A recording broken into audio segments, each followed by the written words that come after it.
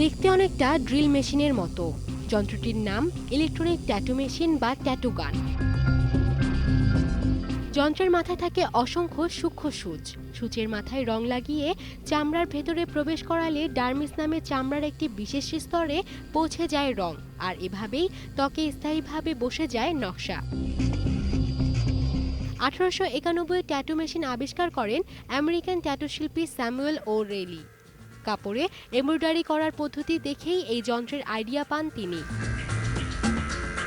কয়েক হাজার বছর আগের মানুষের গায়েও উল্কির দেখা মেলে।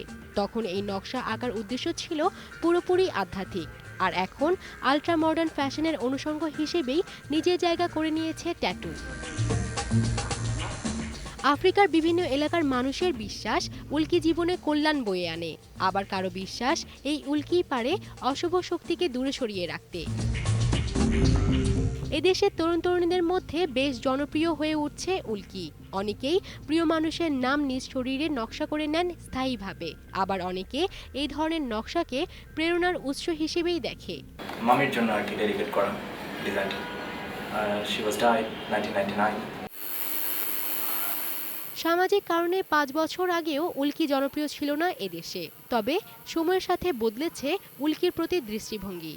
2008-এ যখন নিয়ে আসি তখন এটা হচ্ছে একদম ব্র্যান্ড নিউ। তখন আমাদের আসলে বাংলাদেশে আমরা ফার্স্ট ট্যাটু নিয়ে আসি বাংলাদেশ হিস্ট্রিতে। সো এটা নিয়ে আসার পরে আসলে অনেকে স্ট্রাগল করে আমরা স্টার্ট করি, কজ সোসাইটিতে এটা ট্যাবু হিসেবে ধরা হয়। সাদমান তৌহিদ অলিন নতুন প্রজন্মের ট্যাটু শিল্পী।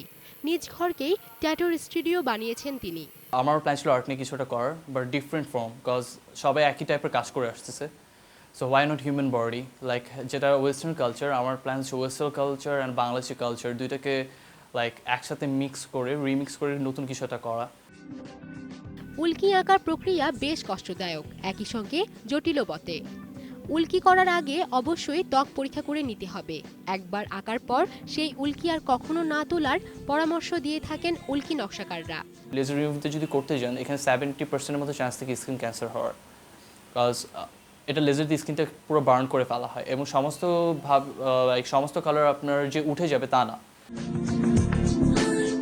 অবশ্য সবাই যে চাইলে উল্কি আঁকাতে পারবেন তা নয়। অন্তত অলিনের এই স্টুডিওতে নকশা করতে হলে অবশ্যই 18 বছরের উপরে হতে হবে। রঙিন উল্কির ক্ষেত্রে খরচ শুরু হয় 4000 টাকা থেকে, আর সাধারণ কিন্তু স্থায়ী উল্কিতে খরচ পড়বে 3000 টাকা থেকে। এদিকে উল্কি নিয়ে বিশ্বে মাতামাতিরও কমতি নেই। হরপ্রকাশ নামের এক 70 বছর বয়সী ভারতীয় নিজের শরীরে 305টি দেশের পতাকার ট্যাটু এঁকে নাম লিখিয়েছেন গিনেজ বুক অব ওয়ার্ল্ড রেকর্ডসে।